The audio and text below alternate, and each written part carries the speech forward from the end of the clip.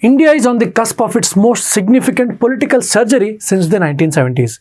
We are not just talking about a new building or a new law. We are talking about a fundamental redesign of constitutional morality and the very value of your vote.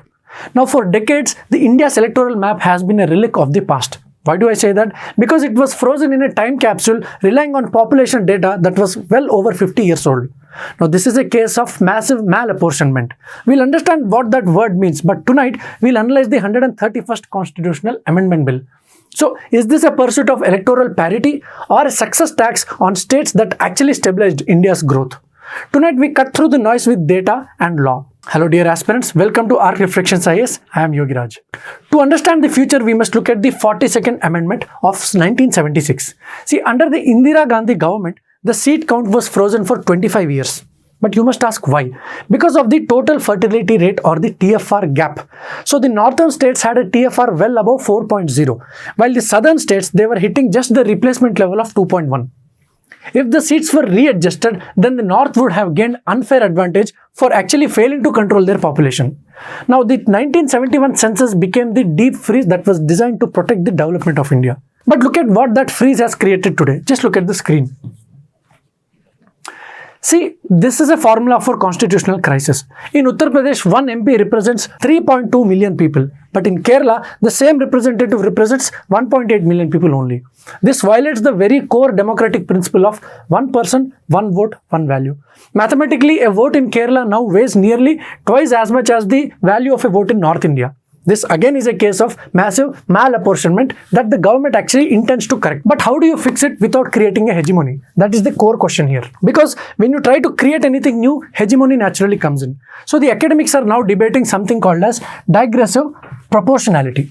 What does this mean? This is actually a concept of European Parliament. It suggests that while the larger states get more seats, the smaller states are given more seats than their population strictly warrants. This is to prevent a tyranny of the majority.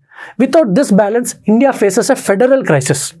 If political power follows just raw numbers alone, the South, that is the economic engine of India, becomes politically completely irrelevant. So the path to 2026 was paved through three major laws. This is what you have to understand.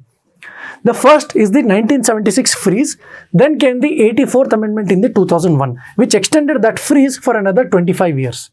Shortly after, the 87th Amendment that happened in 2003 allowed for internal boundary changes based on the 2001 census, but the total number of seats remained locked. So, we have been running a 21st century democracy on a 1971 demographic skeleton. That lock officially expires in 2026, but the question is, why now? Why not wait for 2029? See, the answer is a mix of operational logic and political strategy. Logically, the 2021 census was delayed by COVID-19. But if we wait for a full decade and then a 6-year process of delimitation process, we wouldn't see the new seats until 2034. Strategically, the government is moving to break the constitutional deadlock right now. This is a race against the time for Parliament to ensure that the new Parliament building is not just an empty hall with less number of MPs and more empty seats. Now here is the technical proposal. Mind you, it is still a technical proposal alone. A 50% proportional increase across the board. So UP jumps from 80 to 120, Tamil Nadu moves from 39 to 59, Kerala increases from 20 to 30. So by adding seats rather than taking them away, the government attempts to solve the zero-sum game.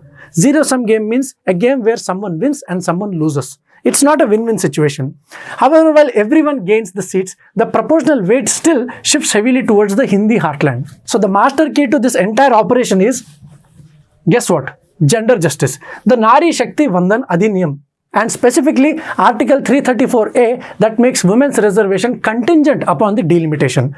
So by advancing this process, the government transforms a controversial demographic readjustment into a celebrated move for empowerment. It effectively silences the opposition. How do you protest a new map when it is the only vehicle that is bringing 273 women into the parliament? But we must also talk about the discord. So this is about fiscal federalism. Southern states pay a massive share of India's GST and GDP. The fear in the South is that of a double whammy. They control their population, they grew their economy, and now they might have less say in how their own tax revenue is spent because they reduce political power. If political power follows the population, the states that contributed the most to India's demographic dividend might find themselves entirely sidelined. Now look at this graph. See, this is the great Indian divergence. The TFR in South is now well below 1.7 to 1.9, similar to parts of Europe that we are seeing right now. Now, the North is still lagging behind. In a pure majoritarian democracy, if they follow pure numbers, North wins. But India is a federal republic. The social contract of 1976 was that the states would not lose power for being actually efficient. So you tell me, should demographic failure be rewarded with more political power? That brings us to the ethical core of the debate. See, success in development should not be a penalty in democracy. See, this is the sentence the government must answer. This isn't just a political move. It's an ethical crisis of representation that will define the next 50 years of the Union of India.